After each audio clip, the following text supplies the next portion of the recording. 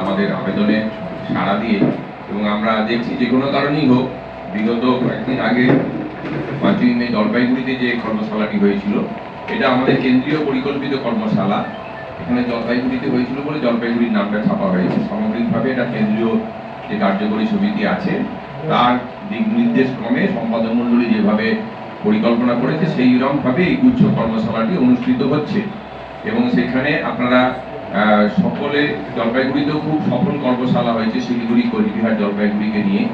আজকেও আমার ধারণা যে এর মানটি আমরা এখানে নিশ্চয়ই সকলেই বুঝতে পারছি যে আমরা যারা এসছি প্রত্যেকেই স্টুডেন্ট সেলফের একদম কোর অর্গানাইজার যারা বলেন আর কি, একদম ভেতরের সংগঠক, তারাই এর থেকে এখানে উপস্থিত হয়েছে। সুতরাং আমরা প্রতিটা মুহূর্তকে ব্যবহার করার চেষ্টা করব যাতে এই প্রতিটা মুহূর্ত আগামী দিনে স্টুডেন্ট সেলফের বিকাশের ক্ষেত্রে গুরুত্বপূর্ণ ভূমিকা পালন করে দিই। সেই হিসেবে